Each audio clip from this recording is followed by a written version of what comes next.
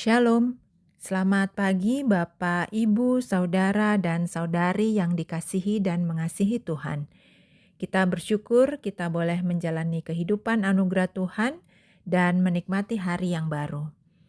Oleh karena itu, marilah sukacita kita disempurnakan melalui renungan firman Tuhan pagi hari ini bersama Gereja Toraja Jemaat Bogor. Kita akan melandasi renungan hari ini melalui pembacaan Alkitab dari 1 Samuel pasal 3 ayat yang pertama sampai 18. Namun sebelumnya, mari berdoa memohon Roh Kudus bekerja dalam kebenaran firman Tuhan. Kita berdoa. Bapa yang penuh kasih, kami datang kepadamu, bersyukur untuk tuntunan Tuhan dalam hidup kami. Terkhusus pada hari ini kami Tuhan izinkan kembali menikmati sukacita baru. Dengan segala kerendahan hati kami mengucap syukur atas penyertaan Tuhan, sehingga pagi hari ini kami dapat bangun dengan tubuh yang sehat dan segar diberkati Tuhan. Saat ini kami akan membaca dan mendengarkan firman Tuhan. Jamah kami dengan Roh Kudus agar firman-Mu menjadi penuntun kami untuk senantiasa hidup dalam kebenaran. Dalam nama Tuhan Yesus kami berdoa. Amin.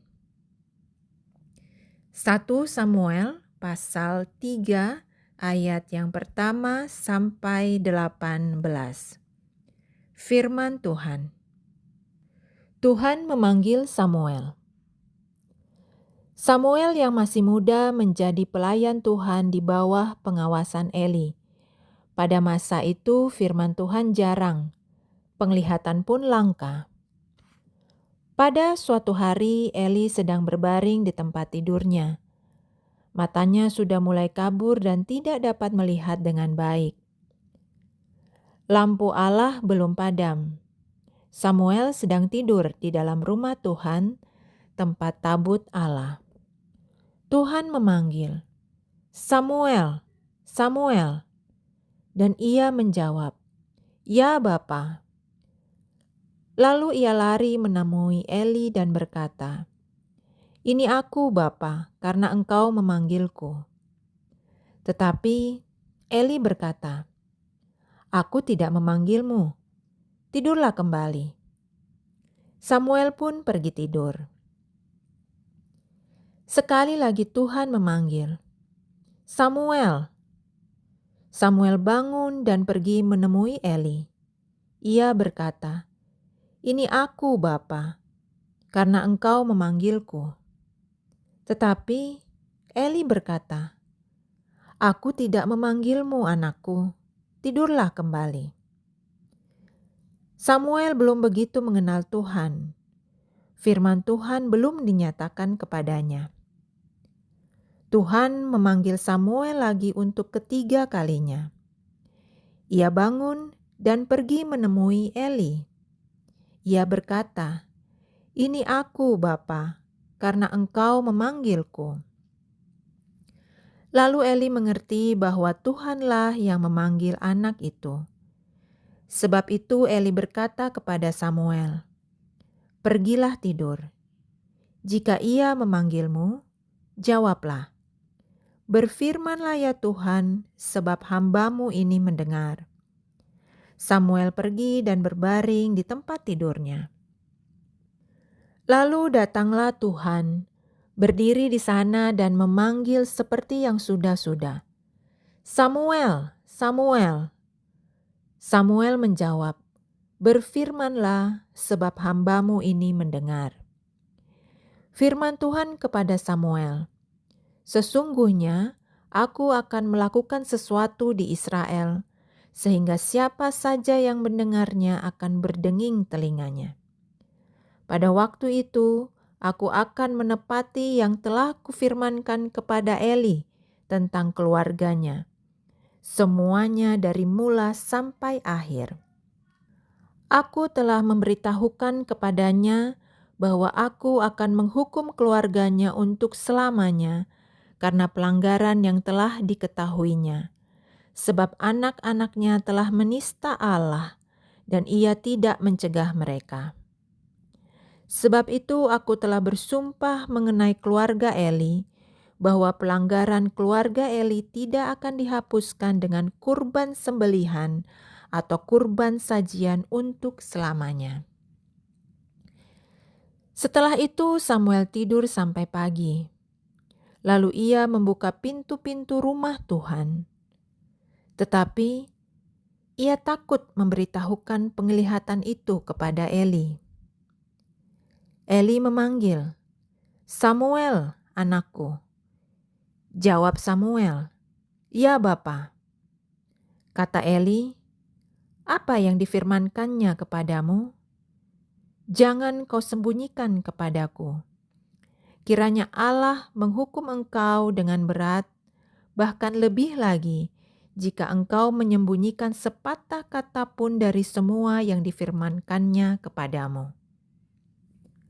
Lalu Samuel memberitahukan tanpa menyembunyikan apapun kepadanya. Kemudian Eli berkata, "Dialah Tuhan, biarlah ia melakukan apa yang baik di matanya." Amin. Demikian firman Tuhan pagi hari ini. Tema kita hari ini mengenal suara Tuhan, untandai gamaranna puang. Banyak orang beranggapan bahwa ketika sudah aktif melayani dan sering ikut dalam persekutuan-persekutuan doa, otomatis hidupnya sudah menjalin hubungan intim dengan Tuhan. Padahal belum tentu. Kebanyakan apapun kita mengikuti persekutuan dan pelayanan, belum menjamin seseorang mengenal dengan sungguh suara atau kehendak Tuhan. Tampaknya ini juga dialami oleh seorang anak muda yakni Samuel yang meskipun ia melayani Tuhan di baitnya, ia belum mengenal Tuhan yang dia layani. Sebab itulah Tuhan memperkenalkan dirinya kepada Samuel. Sebanyak 3 kali Tuhan memanggil memperkenalkan diri. Namun selalu dengan jawaban yang sama, yakni Samuel tidak mengenal suara Tuhan. Namun atas arahan Eli, Samuel akhirnya menyadari suara Tuhan ketika pada keempat kalinya Tuhan memanggil Samuel. Kesadaran Samuel terhadap panggilan Tuhan memanggilnya memikul misi Tuhan, yakni menyampaikan penghukuman kepada Imam Eli sebagai akibat dari tindakannya yang membiarkan anak-anaknya melakukan kejahatan. Jelas sekali bahwa Tuhan sungguh membenci kejahatan dan pasti akan mengganjar mereka yang hidup di dalamnya. Selain itu, kisah Samuel membuka cakrawala berpikir kita bahwa suara Tuhan tidak melulu tentang hal yang indah dan manis didengar, namun terkadang berat dan menyakitkan, tetapi akan menuju kebaikan jika dihidupi. Pengenalan akan suara Tuhan seharusnya membawa kita pada perubahan hidup. Seperti Samuel yang semakin berani menyampaikan kebenaran. Dalam tuntunan Roh Kudus, mari belajar untuk mendengar dan mengenali suara Tuhan. Karena tanpa mengenal Dia, kita tidak bisa mengenal diri sendiri dan dunia sekitar. Kenallah suaranya dan ikutilah perintahnya. Amin. Kita berdoa. Bapa, kami bersyukur dan menaikkan sukacita kami kepada Tuhan melalui doa. Terima kasih untuk firman-Mu yang mengingatkan kami untuk terus belajar dan mengenali suara Tuhan, agar kami semakin peka atas kehendak dan pemeliharaan Tuhan dalam kehidupan kami. Mohon berkat-Mu pada kami semua hari ini dalam setiap aktivitas, tugas dan tanggung jawab masing-masing, baik di rumah, dalam pendidikan, dalam pekerjaan, di perjalanan-perjalanan kami dan di mana-mana kami berada. Firman-Mu menuntun kami untuk senantiasa hidup dalam kebenaran dan kasih. Kami berdoa bagi jemaat-Mu yang sakit dan berada dalam kelemahan tubuh, yang berduka cita, yang mengalami pergumulan. Tuhanlah yang memulihkan keadaan dan selalu memberi topangan dan jalan keluar. Pelihara kehidupan anak-anak dan cucu-cucu kami, baik dalam pertumbuhan, dalam pendidikan, dalam pergaulan, pun dalam usaha mencari pekerjaan, agar senantiasa meletakkan pengharapan hanya kepadamu yang maha mengetahui setiap waktu yang tepat untuk mereka. Kami bersyukur untuk cinta kasih Tuhan pada saudara-saudara kami yang menikmati pertambahan usia perkawinan, pertambahan berkat Tuhan dalam pekerjaan, dalam keluarga dan pendidikan. Tuhan berkati dan genapi sukacita mereka dengan senantiasa bersyukur. Diberkatilah para orang tua kami dan dilindungi dalam usia indah mereka, agar selalu sehat, bahagia, dan bersukacita dalam Tuhan bersama keluarga.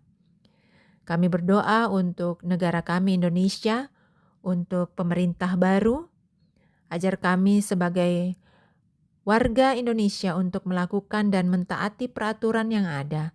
Sebagai bentuk sukacita kami tunduk kepada para pemerintah kami. Karena kami percaya para pemerintah kami adalah orang yang telah Kau urapi. Inilah doa kami yang kami bawa di dalam nama anak-Mu Yesus Kristus, yang adalah Tuhan dan Juru Selamat kami yang hidup. Amin. Demikian renungan pagi hari ini. Marilah kita jalani karya kita hari ini dalam tuntunan Roh Kudus dan mengamini bahwa kita selalu dituntun oleh cinta kasih Tuhan yang tak berkesudahan. Selamat beraktivitas dan sampai berjumpa dalam renungan harian Toraya berikutnya. Tuhan Yesus memberkati. Selamat pagi. Shalom.